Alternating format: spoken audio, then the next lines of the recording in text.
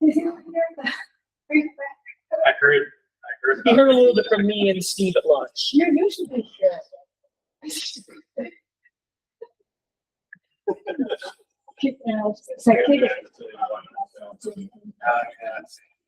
Yeah. So where's the slides? It's right there. Y'all just start clicking. Okay. Yeah. And Steve already given online 5-minute warning, and Steve's pulling everyone in now. We're at 120. Actually, we just hit 130.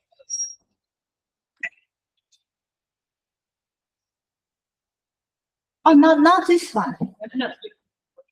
That's okay. That's okay. That. There you go. Okay.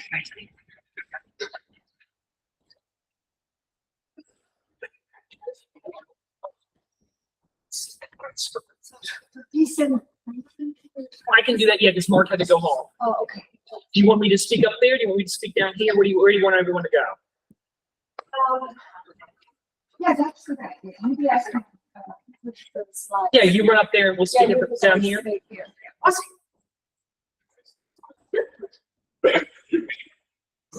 Thanks, lady.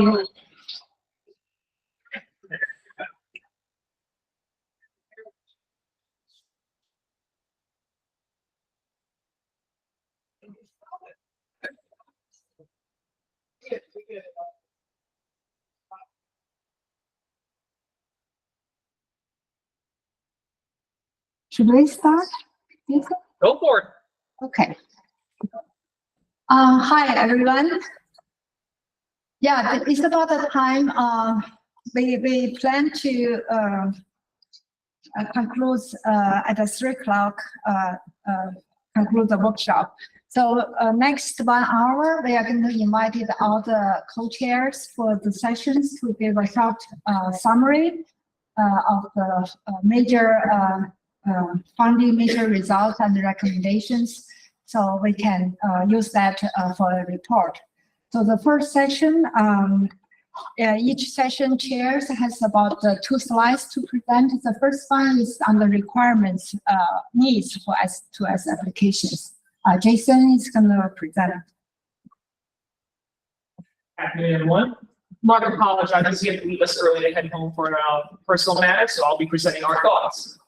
So, starting with our stakeholders, an important thought I think that was discussed during the workshop this week is we really need to ask our stakeholders, what they're going to do with the information is just as important as what information they think they need. Coming from an operational perspective, I'll just share a quick anecdote. I used to have a farmer call one of my office centers and say, I need to know the temperature. Okay, here's the temperature. No, that's not the temperature I need. I need the temperature in 2 hours. And I need more temperature at dusk and dawn. And very quickly, a simple question of, I need this, turns into 5 other requirements. I think that's what we need to be thinking about in terms of SFS and applications. When it comes to hydrology and drought, recent events not accurately captured in S2S models for use. Trends are still useful. Forecasts need more deterministic values. We need more robust translation of the forecast to numerical values that would be more usable in our hydrological models. Land variables are not available in many models. Initial conditions are also lacking, and we've had a little bit of discussion on that this week. There's some work that's still being done on that. And we also need more improved protocols, more consistent initialization times, variables, things like that. So there was more consistency from both our forecasters and our users on what we're going to provide, when we're going to provide it, and how we're going to provide it. Next slide, please. In terms of ocean sea ice, we do lack a full coupling and gas. Currently predominantly being used by Navy. Looking forward to a more second fully coupled model, gas SFS. We have a lot of people asking for that. Reforecast are definitely need for climatology, weekly probabilities for subseasonal, monthly probabilities for seasonal. Fisheries, they need both near-term and long-scale projects. Reanalysis is very critical to this group to understand both the predictions and to quantify their uncertainties. There was a request, please don't retire CFS version 2 without having a well-tested replacement. So we don't want to just turn that off about making sure what we're turning on in terms of SFS ready up to at least close to standards, if not better, we hope. Also needs a 40-year reanalysis if we could possibly do that. 10 meter, 150 meter winds, hourly time scales, things like that. Some of the requests we got during this workshop. That's all we have.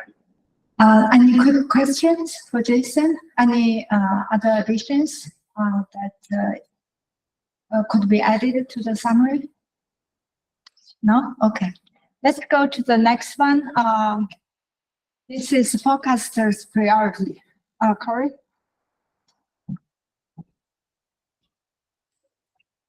Okay, so a couple quick slides summarizing forecaster priorities for S2S applications. So this first slide here is just showing some of the major applications that were talked about here at the workshop. No order of importance, just as they came up.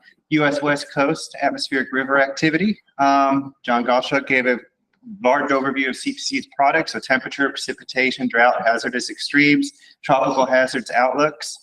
On more seasonal timescales and subseasonal ENSO, FGO, and sea ice predictions. WPC has a need for probabilistic outlooks, days 3 through 7, for excessive rainfall, heat, and other variables. Great Lakes net basin supply, very important for that region. U.S. coastal inundation risk. A lot of talks about precipitation. WPC also gave a presentation about the Precipitation Prediction Grand Challenge. We had a talk on weeks 3-4 precipitation challenges, and U.S. Corn Belt extreme precipitation as well. And just wrapping things up here, we had a talk on Indian Ocean dipole, and we had a couple of talks on extreme heat, one in the U.S. and another in India. So this slide's focusing more on the needs as presented by these various presentations throughout the week. One theme that continually came up was the need for higher resolution data, or at least skillful downscaling. We have a lot of regions where terrain is extremely important, islands are important, and in capturing extremes as well, you need that higher resolution data. For example, CPC does forecast for Hawaii, but we often have one grid point to forecast for Hawaii, and it makes it very difficult. But there are climate signals, depending on if you're on one side of the island or the other, that we're not capturing with our current model suites. Improvements in biases, errors related to the long-term trends, the boundary layer. Think of the gaps and in the Corn Belt during summer with those warm daytime highs. Tropical stratospheric processes, QBO, polar vortex disruptions.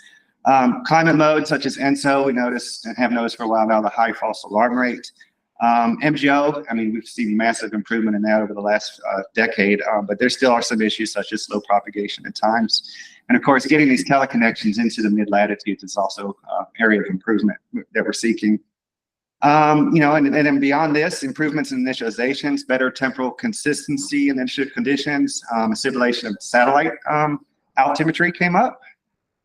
This next bullet point came up in several presentations, and I think I'd like to emphasize it. Reforecast data sets with configurations that mimic real-time configurations, and also have these reforecast data sets capture the climate normal, because we're forecasting against that 1991 through 2020 climate normal, and that's what above, near, and below normal is defined at least in the context of CPC outlooks.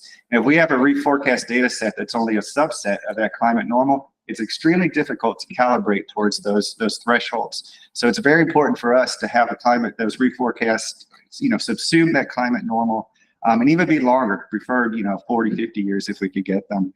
More data, the better, especially also for extreme forecasting. The extremes, you need more data for the tails and everything else.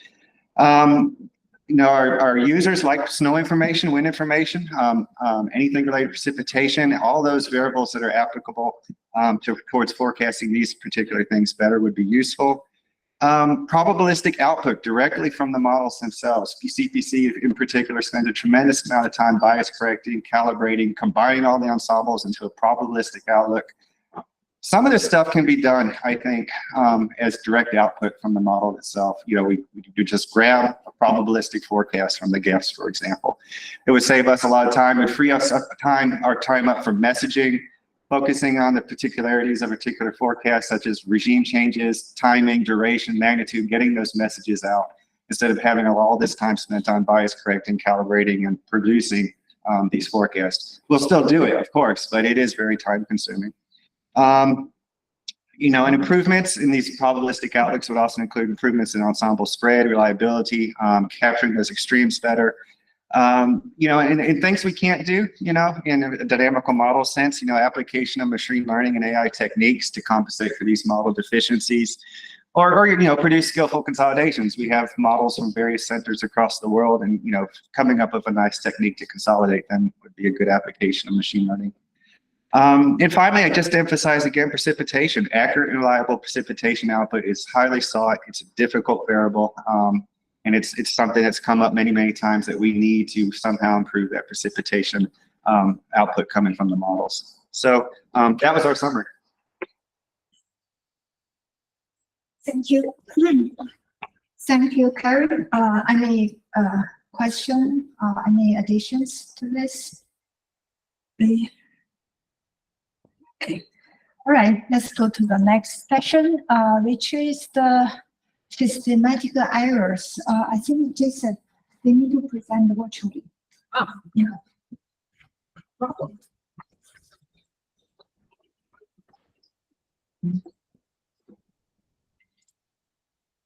Emily or Santha, are you there? I'm here, Jason. Can you hear me? Yep, I will stop sharing. Actually, no. I will I'll mute myself and let you talk while I share the screen. Awesome, thanks.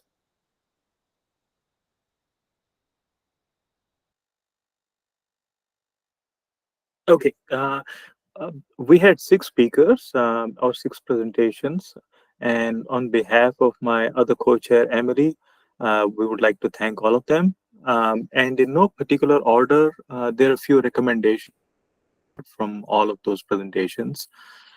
So starting off, almost all the season forecasts do have systematic errors.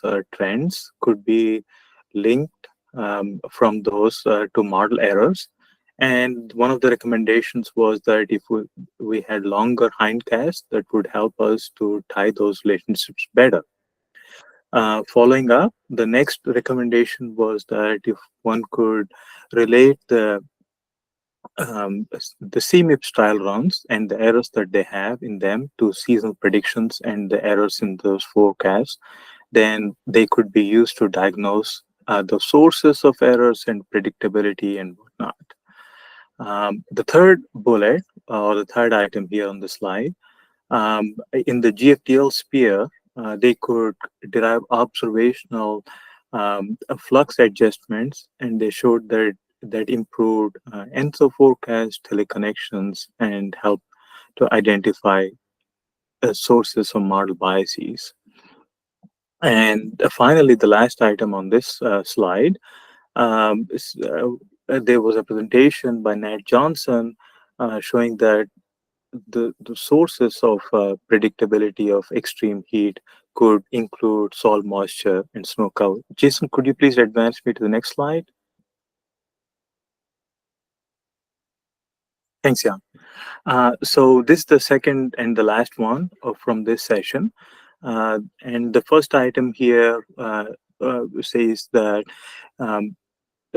if we can improve the response of tropical cyclones to SST, that would improve the representation of the tropical cyclones at longer seasonal timescales. The next one, machine learning could be an alternative to derive forecast biases. So most of these approaches that were presented in our session to correct for forecast biases were derived by linear trends and whatnot, but machine learning and a trained data set, which would of course require many of them, could also be a good alternative to plow through in future. And finally, if one could come up with a sliding climatology, like a climate-aware climatology, to come up with a better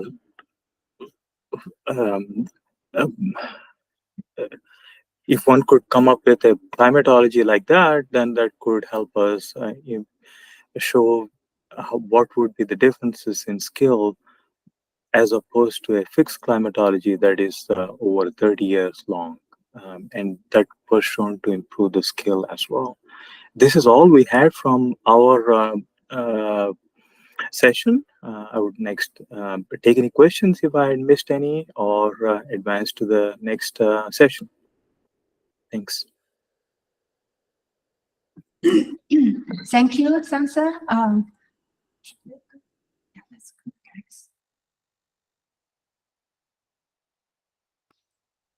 Okay, next we have Jeff Whitaker and Elena. While we wait for Jeff, any thoughts about Santha's presentation while we have a second?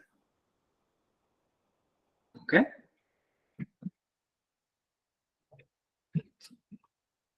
So we have a lot of bullets here because there are actually two sessions and 12 speakers to cover here. But Elena and I did our best to distill it down to the essential takeaways here.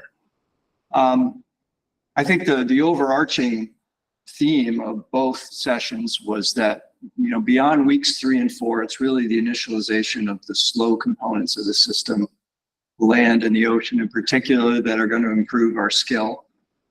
But Dr. Zhou in particular from ECMWF emphasized that, you know, when you have so many different timescales that you have to analyze or initialize correctly, that can be challenging. You can run into a situation where you're compromising the slow at the expense, you know, to improve the fast or vice versa. NOAA's data assimilation capabilities are going to advance significantly with the implementation of JEDI. So one takeaway here was that we actually have the opportunity to not only catch up to what other centers are doing, but use the generic nature of JEDI to leapfrog in some capabilities, particularly strongly coupled DA, by using, you know, cross-component covariances and observation operators that cover more than one component. The GLORY reanalysis developed at CPC has provided a much improved baseline for the ocean, covering 40 years, and it's significantly improved relative to CFS V2 and NG GODAS. JEDI-based coupled DA is progressing rapidly and is going to be implemented in GFS V17, GFS V13, and initial results are showing the benefits already on SST analyses and forecasts in particular. At the JMA, they have a 4D VAR system for ocean or ocean data assimilation, and their results have shown that Argo floats are really the most important observing system, but the more traditional observing systems like moorings still have significant impact. Several speakers talked about using bias corrections, inline bias corrections in the model derived from analysis increments, and how they can not only improve forecast model biases, but actually improve forecasts of variability, like ENSO. And all these data assimilation applications are compute intensive, and both research and operations are, you know, we're really limited in what we can do by compute resources. So that's the first session. The second session, we had more of a focus on land DA. Ruby Long gave a very interesting presentation showing how consistent land initialization, particularly over the Tibetan Plateau, can improve European heat wave prediction with E3ESM at leads of greater than a year. Pretty amazing. Clara, in her talk, emphasized that land models have been tuned to atmospheric physics, and that's resulted in compensating errors that we have to fix that to be able to initialize land models correctly. We have to pay careful attention when we're making reforecasts to make the land initialization consistent with what we're going to do in operations. So, and that means we, you know, not only do we have to have consistent precip forcing for the land, but we have to worry about snow cover also, which can bring in temperature, make it a little bit trickier. There are a couple of studies that looked at the CESM sub-X experiments and the relative role of atmospheric, ocean, and land initial states. With somewhat contradictory results, but we tried to summarize this by saying that basically the predictability for land, the predictability is mostly coming from ocean initial conditions, but the land initial conditions predictive and atmosphere, but land initial condition contributions may depend on the strength of the soil moisture precip feedback and can vary among climate models. The phenomena you're looking at, or the metric. The first talk was focusing on predictions of soil moisture, whereas if you look at metrics that involve the atmosphere or the ocean, you can get a different answer. The updates to the CFS V2 from the Indian Institute have resulted in improved ocean initialization and representation of microphysics, and both of these have improved the skill of monsoon predictions. And finally, JEDI, again, we finally have an aerosol initialization for GFS and GEFS and potentially for SFS also, and using VIIRS AOD measurements, and that things like VAR-BC and observation thinning have been crucial to realizing the benefits. That's all I have.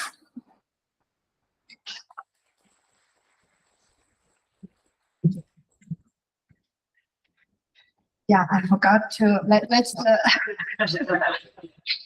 yeah, very nice summary, Jeff. Any other folks want to make any clarification or any addition to this?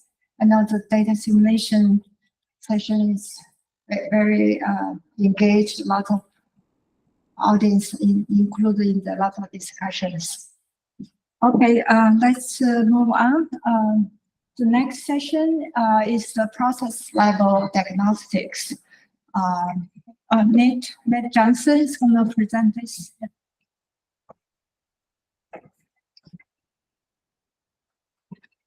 Great, thanks. So in the first session, started with a talk by Tim Del Sol, showing that forced autoregressive models fit to observations and seasonal forecast models can be a superior approach to standard bias correction that removes error trends. And kind of one of the big picture takeaways is that I found is that this really demonstrates an approach that can improve seasonal forecasts and diagnose the sources of model trend error. So this idea that our models have errors in the trends has come up multiple times this meeting. But this was really nice because this is some, an approach that could potentially be, a post-processing method that improves the forecasts, but also because it diagnoses the sources of errors, is something that can, feed back into the model developers, diagnosing when our maybe errors in the annual cycle, response to anthropogenic forcing, anthropogenic aerosols, et cetera. So this was seemed like a promising approach. We also had a couple of talks by John Infante, Shannon Shields, talking about our development or enhancement of model verification tools for skill and bias assessment that can incorporate the SFS. And this is, shows a real capability to build off of existing successful verification platforms, notably MET+ and the EMC verification system. So discussing what's our existing capabilities, planned upgrades, as well as a prototype that can be implemented in the near future. John talked about creating a versatile verification system. So the idea of being flexible, versatile, be able to incorporate new coding within the existing platform is important for these verification tools. We also had a couple of talks on the assessment of S2S ocean forecasts relevant to marine resource management, particularly focusing on marine heat waves from Dylan Amaya, Jacob Cohen. And some of the bigger picture takeaways I got was that this showed a focus on target metrics that were relevant to stakeholders, so maybe distinct from some of our more conventional targets when we do verification. And it also highlighted how model resolution may be more or less important for different metrics. So for example, maybe increasing ocean or atmosphere resolution might not have big impacts on temperature, precip, geopotential height, but it may be important for things like coastal ocean temperature or coastal upwelling. So this is something that to keep in mind. And also, Dylan emphasizes need for variables that are not typically publicly available, or even saved by some of the model centers that produce these forecasts, or even some of the variables that are provided. Maybe if there's a use for a higher spatial or temporal resolution. For example, maybe provide monthly SST, but daily SST can be important for some of these metrics. And also, Jacob's talk demonstrated object-based forecast verification. That may differ from more conventional verification metrics. So identifying marine heat waves with these object-based methods, and then it leads to distinctions from our typical point-based metrics. And then finally, Kai-Hong Wen in this session showed some promising evaluation of ocean variability in the UFS MOM6 SICE simulation. So showing, there were some biases in, the, NSO-SST pattern, the response, the wind stress forcing, the zonal current, but overall, looked pretty reasonably good simulation of the ENSO, Atlantic Nino, IOD. And this just demonstrated an effective framework for testing and improving atmospheric and ocean components in a coupled system. Okay, in the second session, we had 5 talks focused, mostly on tropical and North American phenomena. So Charlotte DeMott opened with talking about diagnostics for evaluation of high frequency variability in the atmosphere, westerly wind events, and ocean Kelvin waves. And also emphasized that daily ocean output data set was highly relevant for these diagnostics. And then a talk, so then by Brandon Walding, coherence between tropical precip and large-scale circulation degrades in the first hours in the forecast for both subseasonal and seasonal forecasts. Showed precipitation buoyancy diagnostics show precipitation picks up earlier in models, and rapid stabilization leads to underestimation of precip. We also had a talk by Andrew Badger on flash drought. There are multiple definitions of what constitutes a flash drought. The existing definitions do not agree on the peak of the events. For example, the month with the highest frequency. The errors in the forecast of flash drought events grow faster than the errors in non-drought conditions. And definitions based on meteorological variables show a better skill for SPI confer models, a better skill than definitions based on temperature. And then finally, we'll talk by Eric Swenson showed the logistic regression suggests that in winter, 500 millibrow height explains much of the occurrence of heavy precipitation over North America, particularly over the western US. Okay, so that is my summary. Thanks.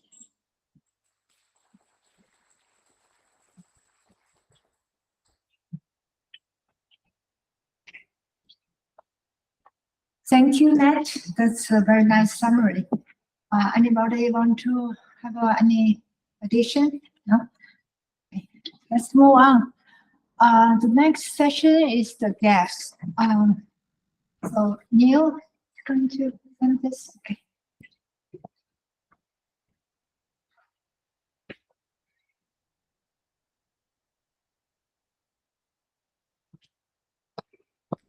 Yeah, thanks. I will be presenting about the GEFS section here, and as somebody that aids in development of this model and day-to-day activity, we look at new biases and things that are wrong with it. This is a very nice session because it reminded us how much better we're doing than GEFS version 12. So it's nice to see a lot of talks that discuss that. So as that first bullet point says, is that multiple presentations demonstrated overall improvements of the latest GEFS compared to our latest GEFS we refer to as EP5R2 over results of GEFS version 12 and CFS version 2. And even in some cases, our performance of our prototypes for GEFS version 12 are similar to the ECMWF for the same time periods. We have presentations at the user requirements for real-time and reforecast forecast for operational gas recalibration for validation of downstream hydrological applications. So this is the Office of Water Prediction. And we had a presenter from New York City Water Supply that talked about his operational model for predicting water supplies. So even though there were significant improvements within GEFS, there's numerous challenges that remain for subseasonal prediction, ranging from temperature bias in the tropics, with forecast lead times and weak coupling of the stratosphere and troposphere needed for accurate SW predictions. So in particular, we have a lot of improvements, but we do have some low-level temperature biases within GEFS version 13 that are still occurring.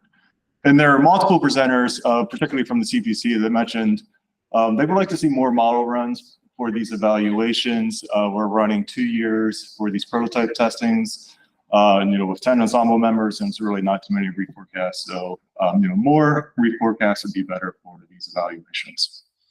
So I think this is all we have for GEFS. So I'm happy to take questions or if anybody else have comments.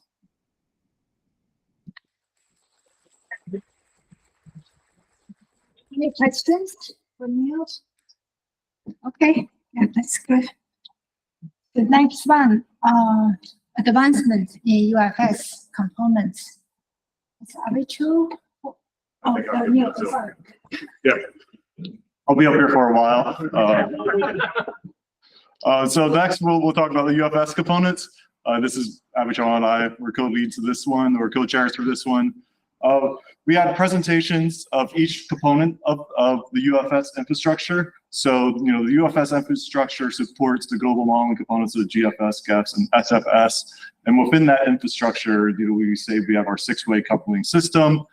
So we have FV3, which includes the physics and dynamics. We got the NOAA MP land model, MOM6, which is the ocean model, SICE6 with the sea ice model, WaveWatch 3, wave model, and GoCart, which is the aerosol model. So we had a presentation with each one of those components. So within the SFS physics configuration, Fanglin talked about the SFS configurations of the UFS. Throughout the UFS infrastructures and the prototype testing that we have done and the physics updates that we have done that have led to the SFS for improvement of prototype testing. There have been new physics developments for the SFS, in particular focusing on these lower resolutions that we're testing. So testing our C96 and C192 resolutions, and then bringing in the hydrostatic options to save computational time. For NOAA MP, we're currently, they're testing scaleware physics that could be useful for reducing snow uncertainty and feedbacks in the UFS and other snowpack physics improvements. Cecilia Bitz talked a lot about the sea ice and wave coupling and future updates with the sea ice and wave and some numerics and science behind that and how that could potentially improve seasonal forecasting for the sea ice. And then we had Jessica talk about some of the wave impacts and some of the, our intern this summer ran some runs with and without waves in the low resolution and talking about the impacts from there. All right. A little bit more for MOM6. MOM6 developments, advances of using hybrid coordinates for reducing mixing and improved representation of AMOC, eddy permitting, and resolutions. We got idealized ocean model setups with that in regional climate applications. For go-karts, go-kart-based aerosols have been added to the recent GEFS SFS experiments with initial conditions, covering surface emissions, aviation, biomass burning, and so on dust. So I think that's it for the model components. So we can take questions or comments.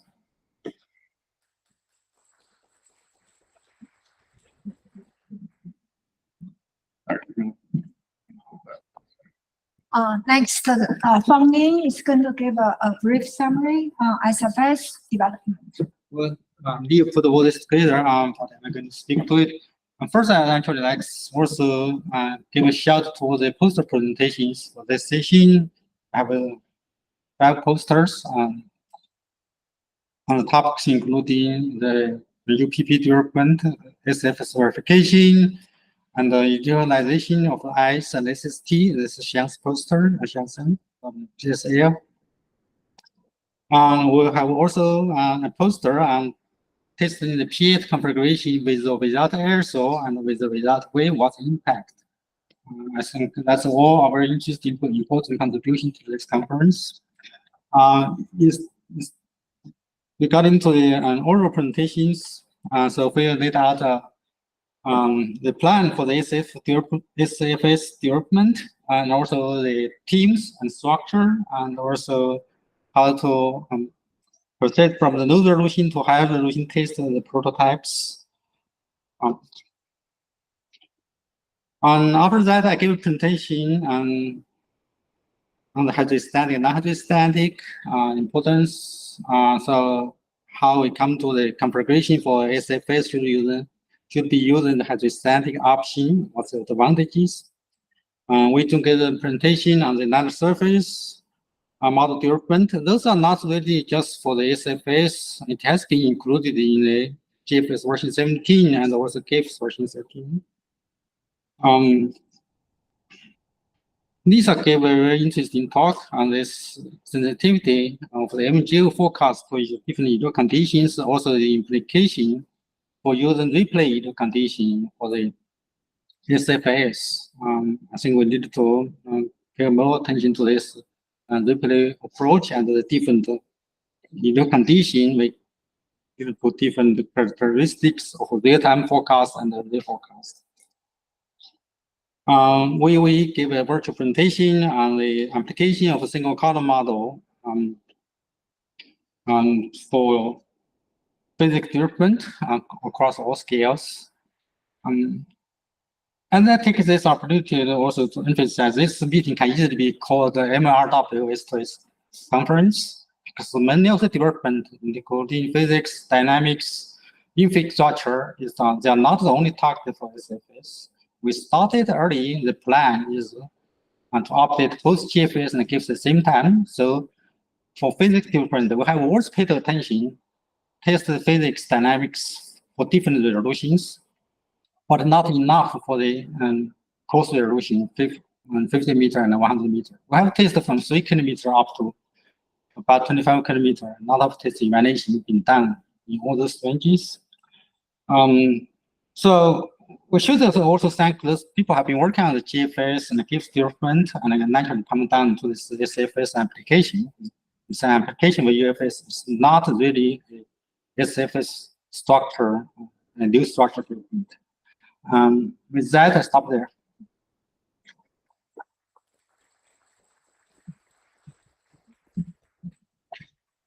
Thank you, Tommy. I mean,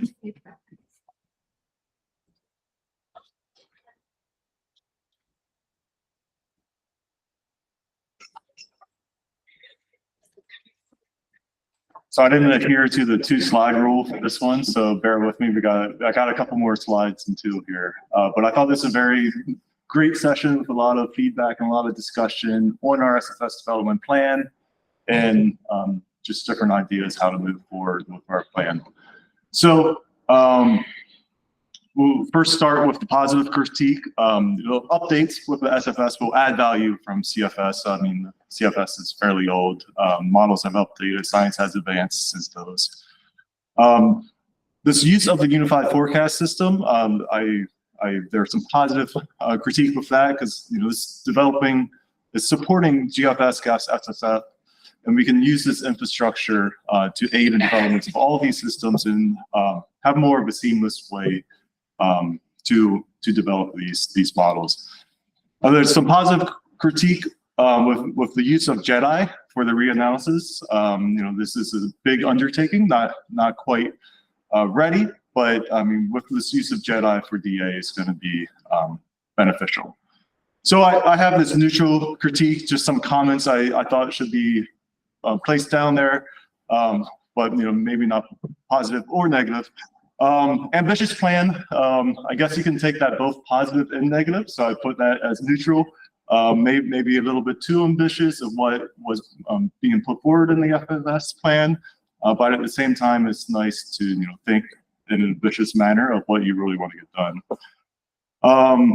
The reanalysis will take time, It may not immediately be needed if the replay is good enough for us. I think that's still testing we need to be done, and Lisa's results really shows the impacts of initial conditions in our forecasts.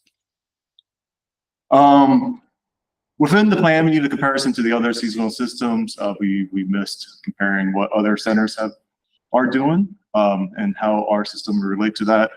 And one comment I took was, would have been beneficial to connect this with, say, like Ken's top 10s and the bigger NWS plans. Critical technique critiques. Timelines are needed for development with contingencies plans. So multiple people have mentioned, there weren't really timelines within this, but I guess the only date we had in there was too late for the delivery of the SFS in 2028 is too late, and we need updates sooner than later. There's lack of targeted measures of success, both sort of science tech success and community related success. Have other people running the model outside of NOAA, outside of EMC. And one example of this is like, what our targeted measure of success for C96 testing, if our target resolution is C192, and how much physics changes and updates we really need. How much tuning are we going to do on the C96 if that's not really our target resolution? Pretty large critique here is development plan. The way the SFS was put in the development plan. Multiple comments, it's not going to outperform the other systems. It's not a step above the other systems that are out there operationally. Some other comments related to that, it was overly conservative, not too many new innovations, only addresses well-known problems. So that came up a couple of times within our discussions. And also related to that is our next bullet points, the need for more focus on improvements of coupling, probabilistic predictions, statistical analysis, and future the machine learning and AI. Next point I have here is the plans to exploratory. Works needs to be prioritized. So it was multiple times it was mentioned that this is a laundry list of things we want to do, but what exactly do we really need to do? What should we be doing first? And the reanalysis plan, as we have been realized within the first year of this project we've been working, it's unrealistic. Getting a good reanalysis is important, should take time, and we should do it right. We shouldn't rush this process. All right, then this is my last slide, sort of recommendations I got out of this that I don't know if it fit in positive, negative, neutral critique. Implement multiple people, implement SFS as soon as possible. Implement it if needed with the CFS version 2, so users can get used to the data and used to the output and use both of them at the same time. I just mentioned this reanalysis should not be rushed. Consider the cost and benefit of the components. We are considering that, as Jessica mentioned, we talked about with our intern this summer, running with and without ways, and we looked at the computational time. The other one is discussion of the needed cadence of updates. So is it going to be another 13, 18 years before the next update? And have something in writing. I guess there is something in writing. I'm not sure if Hendrik's still here or not. The more engagement with personnel outside of NOAA. So those were my updates. Happy to take discussions. If I missed anything, please email us, let us know. So thank you.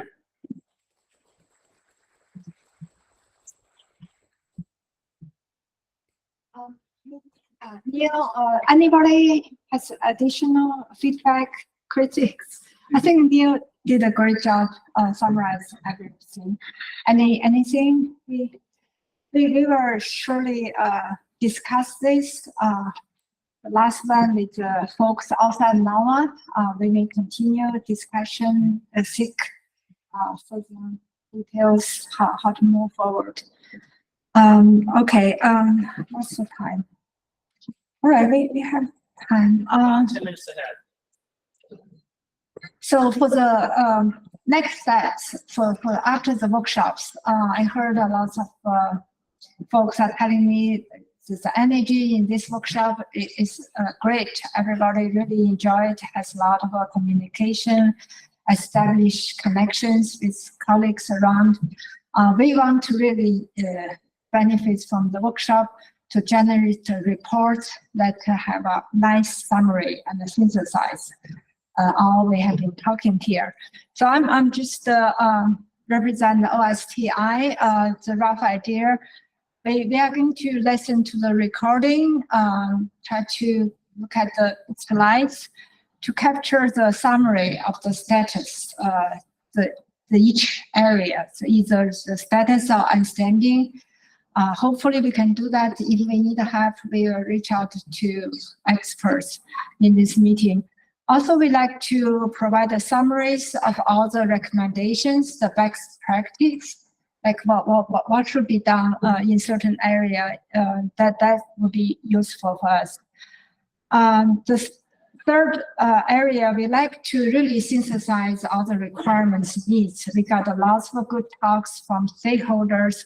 They are telling us exactly what they are looking for, particularly the OPC's presentations, excellent. Give a lot of detail. Another Great Lakes presentation showed us we don't need a Cadillac, we just need a scooter or something like that. So we are going to document all those. See clearly about how the community are using the NOAA system. We probably miss lots of users like CX version 2. It's widely used. We need to continue communicate with those users, figure out exactly how they use the model, why they are using, how they are evaluating. Let them know the new system is try to replace CX version 2. We need to generate similar outputs as they are using now. Then the fourth area, we like to synthesize the reported research and development areas. The experts, you guys think likely in the short range, low-hanging fruits can be incorporated in the SFS gaps the ENC is developing, likely bringing additional skill. And also, Magdalena talk about a lot of scientific exploration and understanding, and also panel like Jim Kinter and Magdalena, others talk about the predictability. We haven't been discussing this in this plan. We surely need those help from the community who help us to understand, to explore, should help us advance the gaps as fast. Lastly, we want to synthesize all the advancement in the UFS components.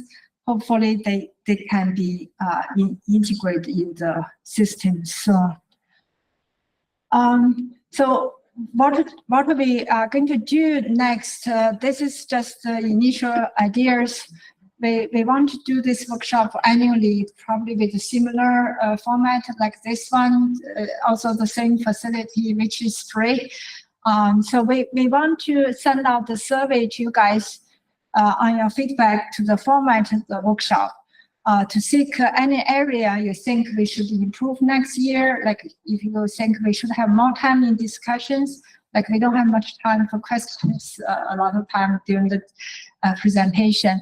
We can try to modify the interest area depending on the community needs. We are going to make all the slides, all the PDF of the posters and the recordings available on the workshop website. Hopefully this is the resources for everybody can be used. We will try to finish the workshop report. We may reach you out to ask you to review in case we misinterpret anything. We want to make that as a good outcome of the workshop. As the program office OSTI modeling, we feel like our role is to connect the community, integrate the community. So we want to continue work on this area collaboration, make the stakeholder users work with modeler work with research community. Through this feedback, gradually gonna help us to learn what's the best practice, what's the best science, then So we are going to do the AGU town hall. We can see you there, and also AMS session in the Arturo Symposium. So this is going to be annually events as well. Finally, the other recommendations, the best practice, we will try to work with other program and NOAA, try to incorporate into the management. Hopefully, we can continue improve the applications, benefit stakeholders. I think that's, we still have a few minutes left for this session. The email is the modeling program email, which reach out to everybody. So you can either send email to me and that email. So our idea is to, I feel like we want to be like an integrator, summarize the practice. Hopefully we all get a consensus and move forward. Thank you. Elena, yeah, come to the microphone. We want any feedback, any recommendations on this. Yeah, you mentioned a workshop next year. I think, I don't know, we have been given feedback, recommendations. I don't know whether there is going to be any action on that feedback and recommendation. If so, personally, I would appreciate an update on that. For instance, should you decide to have, to reformulate the implementation plan? And that could be, if that's what to be released in time, maybe the workshop this time next year, it may be a little bit too late. So you might want to have feedback a little bit earlier. Yeah, if I understand clearly, Magdalena is trying to say next year, but next year this time, the implementation plan maybe should already be finished.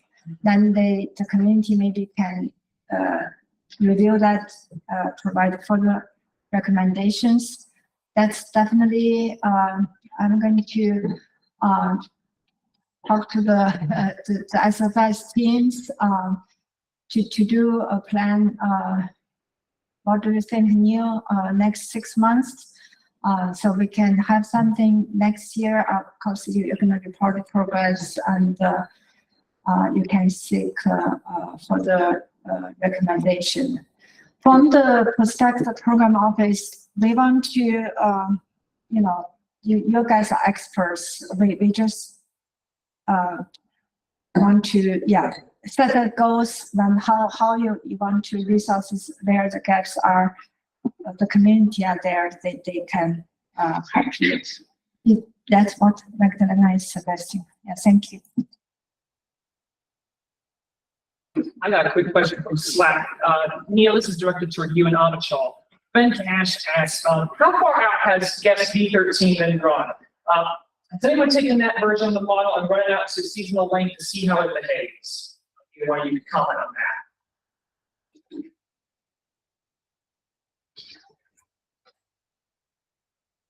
So we have ran the GFS version 13 out to 48 days with that configuration for testing CDC. And though not quite the GFS version 13 configuration, but some other people ran longer time scales, starting at 48.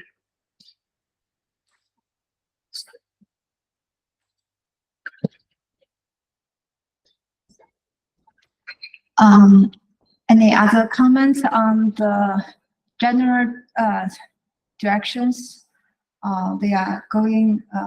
I think Magdalena's suggestion is we should really develop an implementation plan.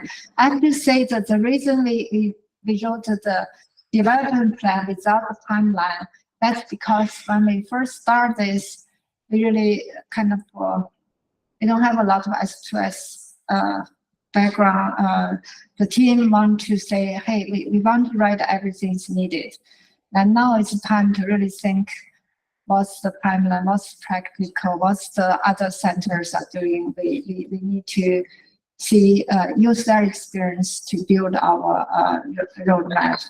So it's very critical for EMC to write implementation plan and other folks, where it's needed, we can find the help to fill in the needs.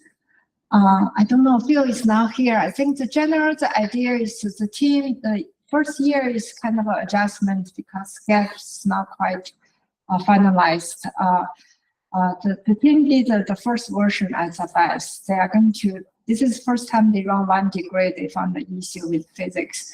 The year 2 is going to be more testing, should be relatively faster. The idea is to share those prototypes, like GAPS prototypes, with the community, put on the cloud somewhere.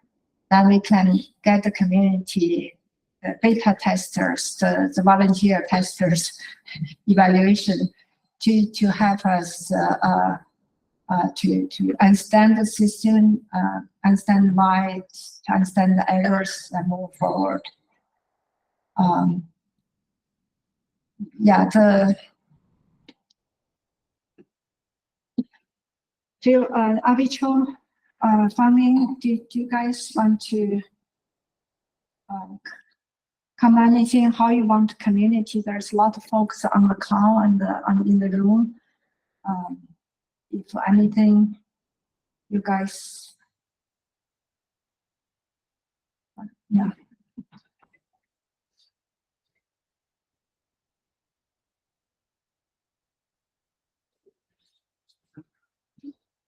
Well, one thing which I think those of us who are at EMC would like to emphasize to everybody here, all our partners within NOAA as well as concerned NOAA, is the fact that while we're making progress and we hope to freeze GFC 13 configuration very soon, that doesn't mean that the development stops. As we were discussing earlier during the discussion section today, the codes are all on GitHub. They're all publicly available. We have sufficient documentation on what the codes are and how they should be used. There's documentation on every change coming in, the documented authors. And our desire, of course, to make all of this public is so that people can download the codes and then try to run experiments with them on their own. We don't have a dedicated, of course, customer support, but we try to do our best supporting the developers with their questions. I think is helping us support wants to do the machines. And we do our best in terms of trying to help people spin up and debug. But that's one thing which I feel would help us tremendously if more people would actually start running experiments on their own and try different things. Try to bring in their innovations and test them, while we continue to make progress towards our operational targets. Smaller development does not stop. It's happening all the time.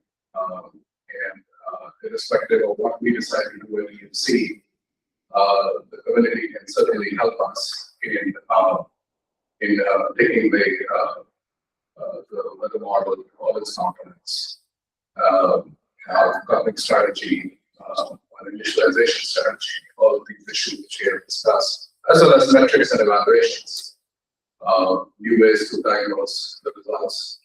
We also have made results available from our prototypes on AWS, and especially in context of FC13, once we start running forecasts, our plan is to make those results available as well for people to look at and assess the performance and share those results. Thank you.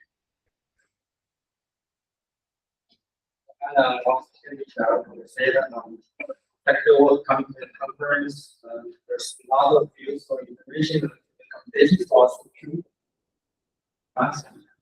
There's, I think the one thing we want to say here is we we call it up during our first couple of models. We call it a model. It immediately forecast the same obstacle. But in the meantime, all the different applications, so there are sometimes confusions, difficulties, system, the software applications. I'd say the initial result is encouraging. Our initial signal forecast is mostly takes and also SFS tags, for scale or content. I think once the infrastructure is ready, the entire development works without. We have still some from the physics or dynamics for the user for the utilization. But we have a unique factor for our first couple of model. Then from incubator up to.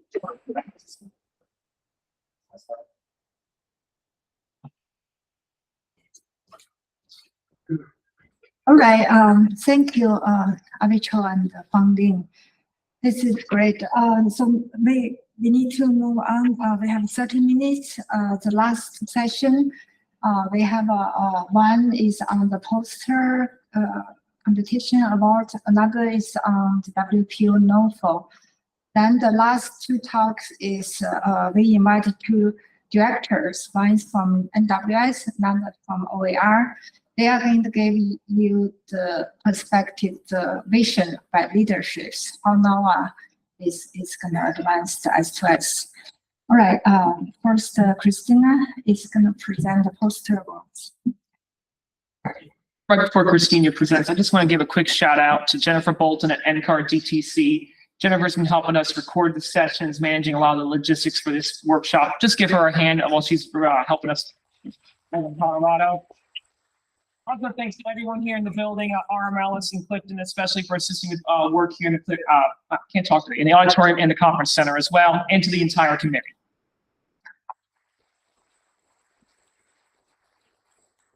All right. Thank you. Yes.